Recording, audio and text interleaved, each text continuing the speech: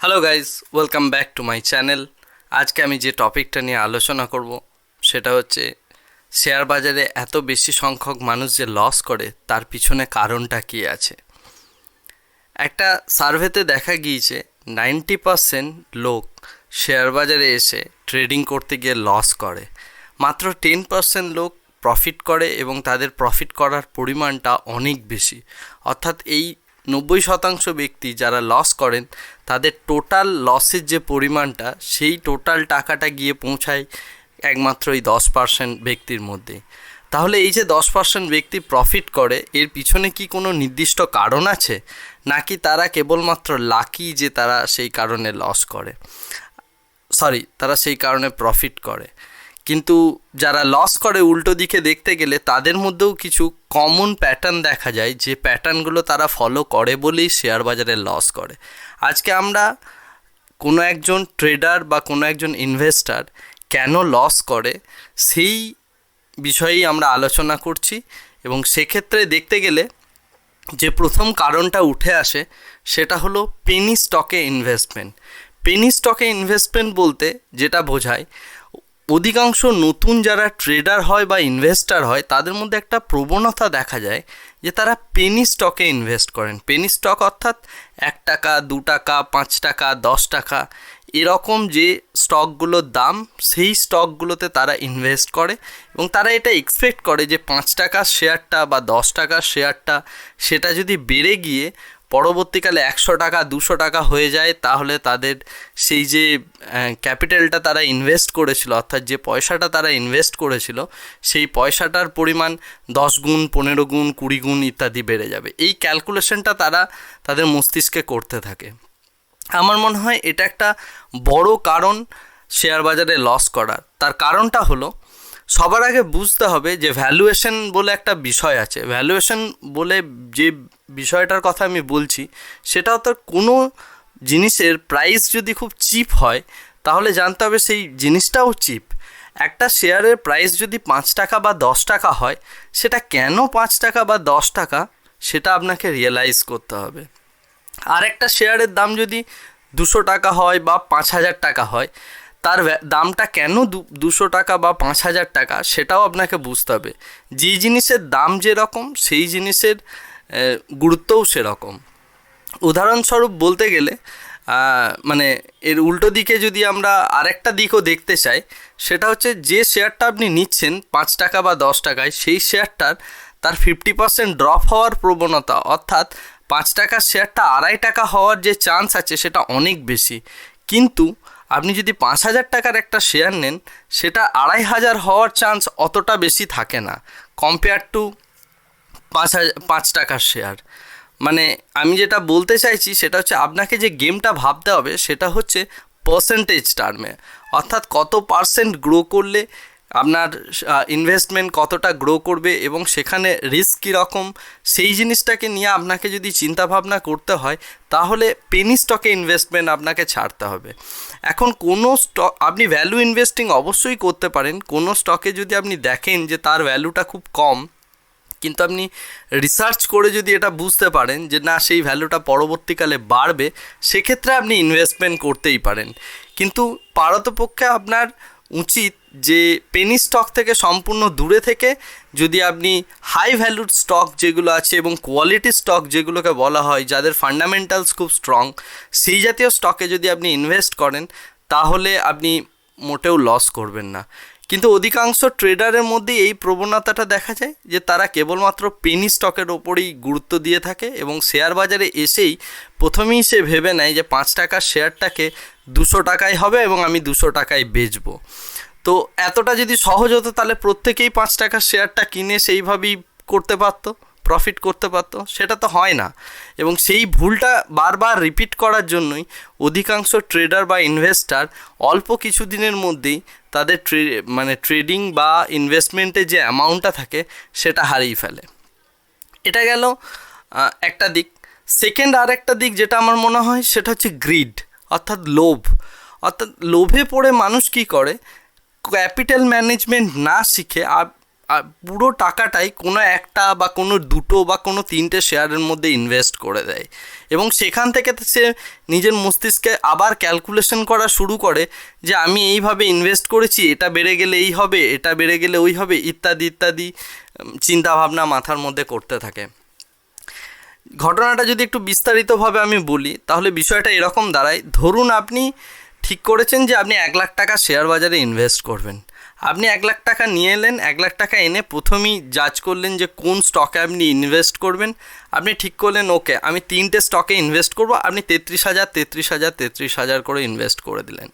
এবারে ধরুন কোনো একটা স্টক যদি 15% ফল করে বা 20% ফল করে, তাহলে আপনার ওভারঅল ক্যাপিটাল যেটা থাকছে 1,00,000 টাকা, সেটা থেকে অনেকটা পরিমাণে ফল করছে, রাইট? অর্থাৎ 1/3 তার পরিমাণ ফল করবে এবং সেটা হলেই আপনি প্যানিক ফিল করবেন। তো এরকম করবেন না, আপনাকে টোটাল আপনার যে ক্যাপিটালটা আছে সেই ক্যাপিটালটার ওপর আপনাকে চিন্তাভাবনা করতে হবে। অর্থাৎ আপনি যদি 1,00,000 টাকা নিয়ে আসেন, সেই 1,00,000 টাকাকে আপনাকে মিনিমাম 10টা ভাগে বা 20টা ভাগে ভেঙে নিয়ে অল্প অল্প করে কিছু কিছু কিছু কিছু শেয়ারে ইনভেস্ট করে সেইভাবে যদি আপনি ইনভেস্টমেন্টটাকে ডাইভার্সিফাই করতে পারেন, অর্থাৎ সেই ইনভেস্টমেন্টটাকে যদি আপনি ছড়িয়ে দেন, তাহলে আপনার ওই যে 1,00,000 টাকা যেটা আপনি ইনভেস্ট করেছেন সেই 1,00,000 টাকাটা আপনার এত সহজে ধ্বংস হয়ে যাবে না বা নষ্ট হয়ে যাবে না শেয়ার বাজারে বা হারিয়ে যাবে না। তো সেই কারণে ডাইভার্সিফিকেশন করা উচিত, কিন্তু ডাইভার্সিফিকেশন না করে প্রথমেই শেয়ার বাজারে এসে অধিকাংশ ব্যক্তি একটি বা দুটি স্টকের মধ্যে নিজের পুরো ক্যাপিটালটা ইনভেস্ট করে দেয় এবং সেই একটা বা দুটো স্টকের ফল করার যে চান্সেস, সেই ফল যদি করে সেটা, তাহলে পরে কিন্তু আপনি লস করতে বাধ্য। সুতরাং ডাইভার্সিফিকেশন বা এই যে ক্যাপিটালটাকে ছড়িয়ে দেওয়া, এই বিষয়টা আপনাকে শিখতে হবে এবং এই বিষয়টা শিখতে পারলে আপনি শেয়ার বাজারে এতটা লস করবেন না।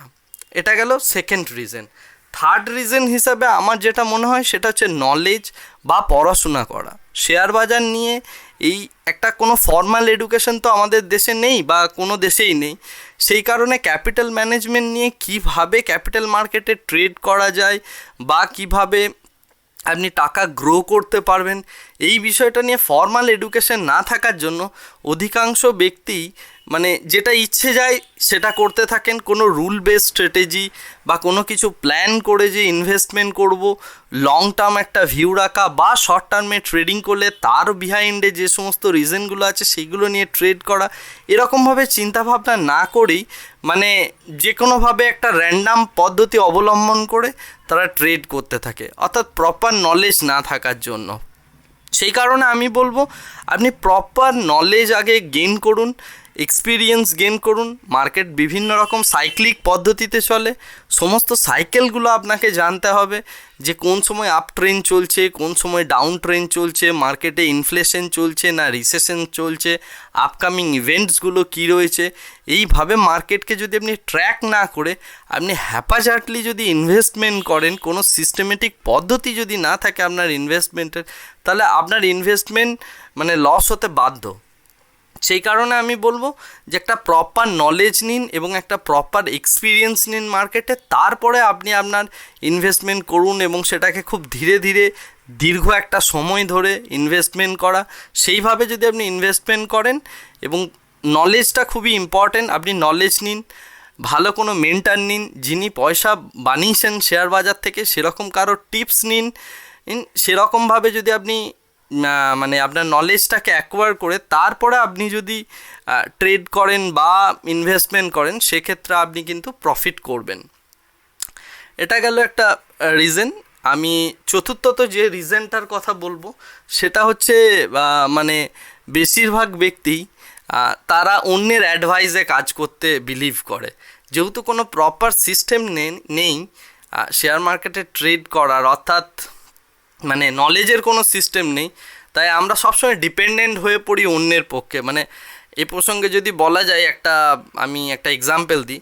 মনে করুন আপনি কোথাও একটা এক্সাম দিতে গিয়েছেন, আপনি প্রশ্নের উত্তরটা জানেন, কিন্তু আপনি সামনের যে রয়েছে আপনার সামনে যিনি এক্সাম দিচ্ছেন আরেকজন পার্টিসিপেন্ট, তার খাতাটা আপনি যদি দেখতে পান, আপনি সবসময় চেষ্টা করবেন দেখবেন যে নিজে উত্তরটা মাথা থেকে না বের করে লিখে আপনি তার খাতাটা দেখে কপি করে লিখতে। অর্থাৎ আমরা সবসময় চাই যে একটা ভ্যালিডেশন, যে অন্যরা কি বলছে আমার সম্পর্কে, আমি যে শেয়ারটা নিচ্ছি সেই শেয়ারটা সম্পর্কে অন্যদের বক্তব্য কী, বা এরকমটা আমরা অনেক ক্ষেত্রেই করে থাকি যে উনি হয়তো আমার থেকে বেটার জানেন, ওনার অ্যাডভাইসটা নিই, বা কোনো নিউজ চ্যানেল দেখে ইনফ্লুয়েন্স হয়ে যাওয়া ইত্যাদি বিভিন্ন রকম ডিস্ট্র্যাকশন যে সমস্তগুলো রয়েছে, সেই ডিস্ট্র্যাকশনগুলোর দ্বারা ইনফ্লুয়েন্সড হয়ে আপনি কিন্তু ট্রেড যদি নিয়ে থাকেন এবং তার যে ট্রেডটা আপনি নিচ্ছেন বা যে ইনভেস্টমেন্টটা আপনি করছেন তার বিহাইন্ডে যদি ফান্ডামেন্টালসটা আপনি না জেনে থাকেন, তাহলে আপনি লস করতে অবশ্যই বাধ্য। লস আপনাকে করতেই হবে এই স্টক মার্কেটে। এই রিজনগুলোর জন্য শেয়ার মার্কেটে অধিকাংশ মানুষই মানে ফেল করে। তো সেক্ষেত্রে আমি বলবো যে আপনারা এই রিজনগুলোকে সবার প্রথম অ্যাভয়েড করুন। তো প্রথমত আপনাকে অ্যাভয়েড করতে হবে পেনি স্টকে ইনভেস্টমেন্ট। দ্বিতীয়ত আপনাকে অ্যাভয়েড করতে হবে যে অন্যের কথা শুনে ইনভেস্টমেন্ট যে করা সেই ব্যাপারটা। আপনাকে মানি ম্যানেজমেন্ট শিখতে হবে। যে মানি ম্যানেজমেন্ট বলতে আমি যেটা বোঝাচ্ছি যে কীভাবে আপনি আপনার টোটাল ক্যাপিটালটা যেটা শেয়ার বাজারে নিয়ে আসছেন সেটাকে প্রোটেকশন করা, সেটাকে কিভাবে গ্রো করবেন সেই ব্যাপারে আপনাকে চিন্তা ভাবনা করতে হবে। ইকোনমির দিকে আপনাকে কন্টিনিউয়াসলি নজর রাখতে হবে। মার্কেটের মধ্যে কোন ট্রেন্ড চলছে, কিভাবে সেই ট্রেন্ডগুলো চলছে ইত্যাদি জিনিসগুলো আপনাকে শিখতে হবে। ডিস্ট্র্যাকশন আপনাকে অ্যাভয়েড করতে হবে, অর্থাৎ কোনো একটা নিউজে কিছু একটা বললো আপনার স্টক সম্পর্কে, আপনি যেখানে ইনভেস্ট করেছেন সেটা সম্পর্কে, বা মানে কোনো একজন বন্ধু কিছু একটা বলছে, কোনো একজন ইউটিউবার কিছু একটা বলছেন, বা যে সমস্ত মানে যে কেউ আপনাকে মানে স্টক সম্বন্ধে জ্ঞান দেওয়ার জন্য বসে আছে মার্কেটে, তো সেই সমস্ত জ্ঞানগুলো থেকে আপনাকে দূরে থাকতে হবে। দূরে থাকতে হবে মানে আমি বলছি অন্যের ভিউ নিয়ে কাজ করা যাবে না। আপনাকে নিজেকে প্রপার নলেজ গ্যাদার করতে হবে। গ্যাদার করে যদি আপনি কাজ করেন এবং সেই নলেজটা গ্যাদার করতে গিয়ে যদি আপনাকে কোনো মেন্টার নিতে হয়, আপনি মেন্টার নিতে পারেন। মানে এমন মেন্টার চুজ করুন যিনি পয়সা অ্যাকচুয়ালি বানিয়েছেন, এবং রাইট মেন্টার চুজ করুন, তাহলে আপনি শেয়ার বাজার থেকে পয়সা বানাতে পারবেন। না হলে কিন্তু আপনার পক্ষে শেয়ার বাজার থেকে পয়সা বানানো প্রচণ্ড একটা কঠিন কাজ, এবং এটা আমার মনে হয় পলিটিক্সের পরে সেকেন্ড মানে টাফেস্ট প্রফেশন যদি বলা হয় সেটা হচ্ছে এই স্টক মার্কেটে ইনভেস্ট করা। তো এরকম একটা টাফেস্ট প্রফেশনে থেকে যদি আপনি পয়সা বানাতে চান তাহলে আপনাকে প্রচণ্ড শার্প হতে হবে এবং প্রচণ্ড ইনফরমেটিভ হতে হবে, এবং যে মিস্টেকগুলোর কথা আমি বললাম এই মিস্টেকগুলো আপনাকে অ্যাভয়েড করতে হবে। নিজের মাইন্ডকে শান্ত রেখে নিজের ইনভেস্টমেন্টগুলোকে সঠিকভাবে চুজ করুন। অন্যের কথায় একদম ইনফ্লুয়েন্সড হবেন না। এইটুকু ব্যাপার যদি আপনি মেনে নিতে পারেন তাহলেই আপনি শেয়ার বাজারে সফলতা লাভ করবেন। এই বলে আমি আমার আজকের ভিডিওটা এখানেই শেষ করছি। দেখা হচ্ছে আমাদের আরেকটা নতুন ভিডিওতে। Thank you very much. Bye by.